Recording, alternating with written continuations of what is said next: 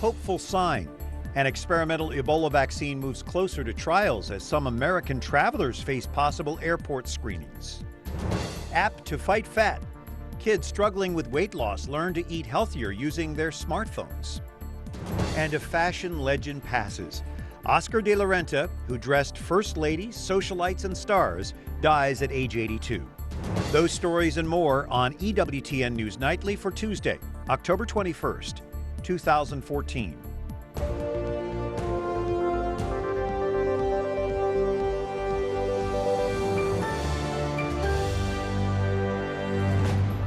Good evening from Washington. Thank you for joining us. I'm Brian Patrick with your news now. An American arrested for leaving a Bible in a North Korean nightclub is finally coming home tonight. After months of negotiations, U.S. officials are confirming his release. Wyatt Goolsbee is at the White House with more. Wyatt?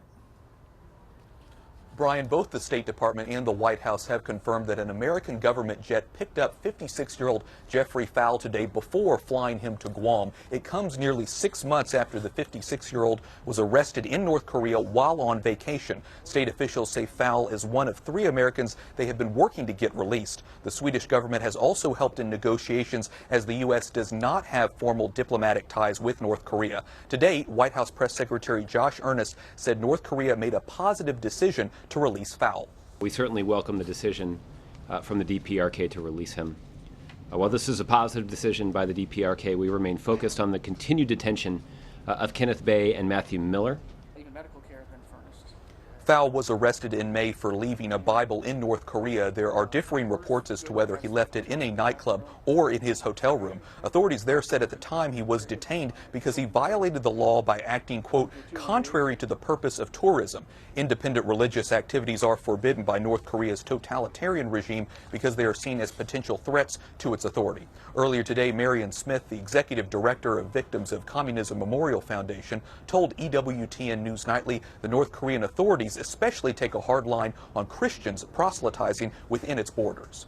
We do know that in North Korea there is a pervasive surveillance state, and that there is very little activity, public or private, that can take place without the government and authorities knowing it.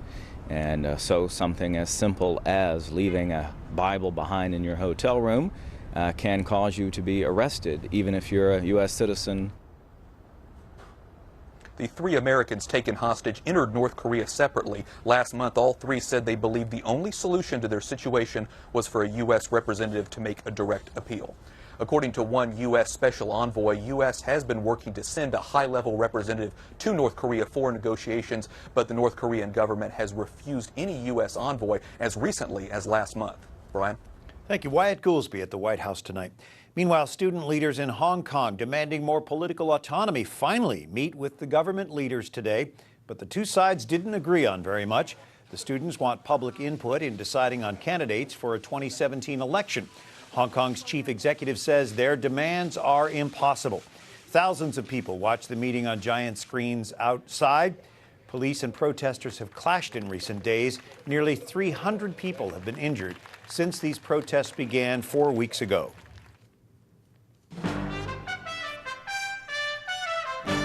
Now, some of the other news our EWTN News Nightly team has been covering in today's world. Stopping short of a ban, the U.S. Department of Homeland Security will closely monitor travel from West Africa, hoping to slow the spread of Ebola. Jason Calvi has the story tonight. It's one of the most consistent calls on the Obama administration from some members of both political parties. We can best help those in West Africa by making sure that we take these important steps to close the door. The White House has resisted banning all travel from the region. But the day before the new Ebola czar, Ron Klain, starts on the job, the Department of Homeland Security announced all travelers from Ebola-stricken countries must arrive at one of 5 American airports. In a statement, Homeland Security Secretary Jay Johnson said the restriction should be implemented with minimal travel disruption. Those 5 airports in Washington, D.C., New York, Chicago, Newark, and Atlanta already account for 95% of the travel that comes from Liberia, Sierra Leone, or Guinea. And they're the only airports currently taking passengers' temperatures upon arrival. The travel restriction comes the day after the Centers for Disease Control outlined specific protocols for treating Ebola patients, standards that should prevent another situation like the one in Texas, where 2 nurses contracted Ebola after treating Thomas Eric Duncan, the first person to die of Ebola on American soil. With this new guidelines, it's very clear that you're going to get much less exposure to blood and body fluids, and it probably could have prevented their infection. And prevention remains the focus as the work continues to curb the threat and stop Ebola's spread. And the White House says the president is ready to consider additional travel restrictions. At the same time, possible Ebola vaccines are being tested. A World Health Organization official says they should have preliminary test results by December, and if the possible vaccines are shown to be safe, they could be tested on tens of thousands in West Africa as soon as January. Brian? Finally, some positive news. Thank you, Jason. And the Dallas family, quarantined after hosting Ebola patient Thomas Duncan before he died, stayed in a Catholic retreat center. Duncan's fiancée, nephew, and 2 others were exposed to the virus. When authorities learned of that exposure, they were evacuated and most of their belongings were incinerated. They spent 3 weeks at this gated Catholic retreat center in southwest Dallas. City and county leaders had asked the Diocese of Dallas to help with humanitarian aid for the family. Bishop Kevin Farrell is with us by Skype from the Catholic Diocese of Dallas. Your Excellency, you were asked by the city and the county to try to find a place for this family. You had this Catholic retreat center. Why did you say yes to that request? I said yes to that request simply because I asked myself the one question, and that is, what would Jesus have done in this particular situation? And I recalled in that moment that, well, when he was confronted by the 10 lepers in the gospel, what did he do? Walk away? And I feel very much and very strongly that that's what every Catholic is called to do. We are called to reach out to our brothers and sisters. It would be easy to assume that this was a Catholic family, so you're caring for them because they're Catholic. That was not the case, though, was it? No, they are not Catholic, and they are Baptist. They are churchgoers. They do attend their Baptist church here in Dallas. But I didn't help them because they were Baptist or Catholic. To me, that didn't enter into the discussion. The discussion was we help because we're Catholic, not because they're Catholic. Your Excellency, there is so much fear over Ebola, and much of it is justified fear because this is a very deadly disease. How did you address those concerns in making this decision? Well, I considered all of the questions with regard to safety, but I also knew that I was not going to take care of them. I was just supplying the facility where they would stay, and it is a gated community, so they were safe from the onslaught of the media on many occasions. And it was the CDC and the health authorities of the county and the American Red Cross that helped to feed these people. Excellent example of the church reaching out when there is a need in faith, and we appreciate what you've done and the story that you've shared with us. Bishop Kevin Farrell from the Diocese of Dallas, Your Excellency, thanks for being with us. Thank you, Brian. And in South Africa today, Oscar Pistorius gets the maximum sentence, 5 years in prison for killing his girlfriend, Reva Steenkamp. The double amputee Olympic runner was unemotional in court. He was found guilty of culpable homicide last month, but was acquitted on a murder charge. He claimed he mistook his girlfriend for an intruder when he fired the fatal shot through a bathroom door last year. The judge spoke about the maximum sentence after handing it down. Hopefully, this judgment on sentence shall provide some sort of closure for the family and for all concerned so that they can move on with their lives. Legal experts say Pistorius could be released from prison after just 10 months and serve the remainder of his sentence under house arrest. Today, the Vatican releases details about next month's papal trip to Turkey. It's the Holy Father's first visit to that predominantly Muslim nation. Pope Francis will spend 3 days there at the end of November. The trip will highlight Turkey's cultural and religious history. It will include stops at Istanbul's famous Blue Mosque, prayers at an Orthodox basilica, and Holy Mass at the cathedral. The FBI says it's investigating 3 girls from the Denver area who may have been trying to join the terrorist group ISIS. A spokesperson for the FBI says agents stopped the girls as they were traveling through Germany. They are being returned to their families in Denver. Last month, a 19-year-old Denver woman pleaded guilty to conspiring to help militants in Syria.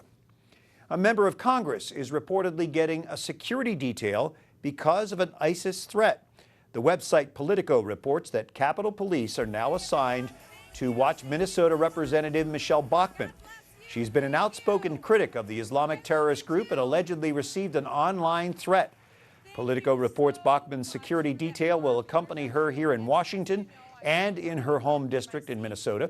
It will be in effect until the end of her congressional term early next year. Canadian authorities are investigating an attack that may have terrorist connections. A man was shot and killed after running his car into two members of the Canadian military. One was killed, another injured. A spokesman for the Royal Canadian Mounted Police says Martin Couture-Rouleau was known to federal authorities. They were concerned that he had become radicalized. A public safety minister says the attack was clearly linked to terrorist ideology. Coming up, we look at how Catholic health organizations play a key role in the effort to control Ebola. And kids learn to eat leaner using smartphone apps.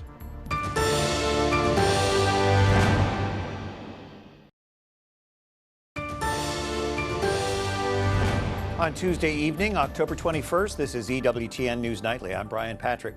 As Ebola continues to claim thousands of lives, Catholic healthcare remains on the front lines in West Africa. Monsignor Robert Vitillo is the special advisor on health for Caritas Internationalis. He's joining us from Geneva, Switzerland by Skype. Monsignor, you recently returned from Liberia. Can you give us an idea of what Catholic ministries and organizations are doing there to help with the Ebola crisis?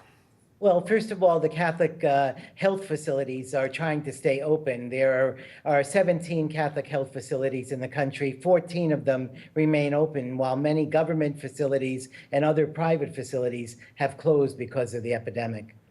Now, St. Joseph's Hospital in Monrovia has been forced to close down. Why did it close, and what are the chances of it reopening?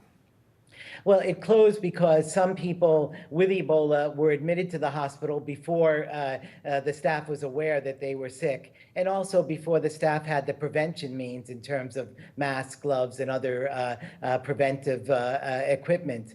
19 staff members became ill, and 9 died. So the hospital closed, but there's great will to reopen it. And the priest from Spain was one of those who lost his lives in that, wasn't he? That's right. He was the chaplain, an older man, 76 years old. Also the brother of St. John of God, who was coming from Cameroon, and he was the director of the hospital. He also died, as well as a Congolese sister who was a nurse in the hospital. They died doing that good work that they were called to do in their vocation. Now, as you look at this Ebola outbreak, you have been part of bringing health awareness to our church for quite a few years. You've worked with other diseases such as HIV/AIDS. How is Ebola different? Well, Ebola is different in terms of the very high rate of mortality. The World Health Organization estimates that there's a mortality rate between 24% and 87% of the people living with Ebola. And on average, about 60% of the people who are sick actually die of Ebola. So that's part of it. It's also the intensity in terms of a very rapid spread, and then the rapid development of the symptoms and illness and death. And how are Catholic organizations and the church in general helping Ebola patients and especially their families, those who have lost loved ones? First of all, to make sure that the healthcare in general in these countries where there's already a weak health infrastructure is assured, so that people with other illnesses are able to get healthcare. And then, of course, the church is very involved in education about this. The church is a trusted institution. There's a lot of fear and myth and misinformation about the problem. So religious leaders, clergy, religious catechists are able to give accurate information, combat the stigma and panic that's going on in these countries, and also provide for basic foodstuffs and other kinds of material assistance that people who are sick or family members of those who are sick are desperately in need of. Monsignor Robert Vitillo, the Special Advisor on Health for Caritas Internationalis, joining us from Geneva, Switzerland on Skype. Thanks for joining us tonight. You're most welcome. And here in the States, you know, teens and their smartphones. Smartphones are helping some kids make decisions about what they eat. Smart decisions. Catherine Zeltner reports. Weight loss apps may offer help for children battling their weight. The Sanchez family says that was the case with their daughter, Alana. You try everything as a mom to make them healthy eating. We watched our portions, but she still seemed to increase in weight. They found a weight loss app that groups foods as either red, yellow, or green. Children are taught to reduce the unhealthy red light foods over time. I switched to smaller plates, and I've switched to lighter cheese. You have to watch your portions a lot. Weight loss apps like a modern-day food journal, you can take them with you wherever you go, so they're really convenient. Research has shown that by keeping track of your food and what you eat and drink makes you more mindful of it, and therefore you're more able to lose weight. And if a child or family needs additional help, some apps offer coaching, usually at a fee. Alana is making great strides. And now I'm more aware of what I'm gonna eat. It's just really taken all of the fighting over food away from me, and all I have to do is guide her and remind her. Catherine Zeltner, EWTN News Nightly. Thank you, Catherine. And legendary designer Oscar de la Renta has died. The fashion icon dressed first ladies, socialites, and Hollywood stars for more than 4 decades. He left his native Dominican Republic at 18 years of age to study painting in Spain and soon became sidetracked by fashion. That would become his life's work. Fellow designers and women de la Renta dressed recall his talent, charm, and his love for life. Every single day is a learning process. And I think that to be a good fashion designer is not what I did, it's what I'm doing. You know, it's about now. Mr. De La Renta loved women, and you saw it in every design that he did. He honored women's features, he honored our bodies, he wasn't afraid to pull back and let the woman be the star of the look. Oscar de la Renta was 82 when he passed away. Up next, the real war on women. The overused, confusing political phrase pales in comparison with the true oppression many women experience worldwide.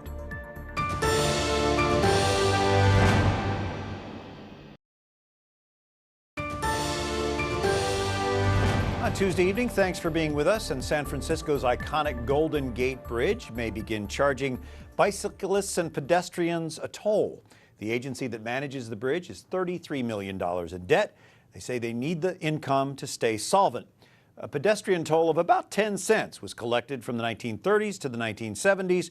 We don't know what the new toll might be, but most likely it'll be more than a dime. Well, we can expect to pay more for holiday flights this year. The travel website Expedia.com expects the cost of flights around Thanksgiving weekend to be up about 17% over last year. Christmas season, not as much. Flights will cost about 2% more. An estimated 21 million Americans are expected to fly between now and the end of the year. Well, a new study suggests experience matters more than age for new drivers. The AAA Foundation for Traffic Safety studied driving records of new drivers licensed at age 18. Surprisingly, they were more likely to have an injury during their first year of driving than new drivers licensed at any other age, including 16 and 17. AAA also points out that teens have the highest crash rate of any group in the U.S. The world's youngest Nobel laureate visits Philadelphia tonight to pick up yet another award. 17-year-old Malala Yousafzai will receive the Liberty Medal for her work in promoting education for girls. Organizers of tonight's ceremony decided months ago to honor Malala before she won the Nobel Peace Prize. In 2012, a Taliban gunman shot the Pakistani activist because of her vocal support for girls' education. The Liberty Medal is given each year to someone who strives to secure freedom for people around the world. Zainab Al-Zuwej is the executive director and co-founder of the American Islamic Congress, and Amber Smith is a senior fellow at the Independent Women's Forum. We're talking about the war on women. And Amber, you wrote recently criticizing this political phrase, this rhetoric. Why? Yeah, so Malala absolutely inspires me. Her bravery and the voice that she's given to so many girls in parts of the world that don't have a voice, and her platform that she's given because of the extreme circumstances that she's been in, really reminds me of what the real war on women looks like around the world. And too often in America today, we hear often leftists talking about how there's a war on women raging here in America. And to me, that's just absolutely disrespectful to the women who do face extreme circumstances, anywhere from torture, being sold into sex slavery, separated from their children, acid being thrown in their faces for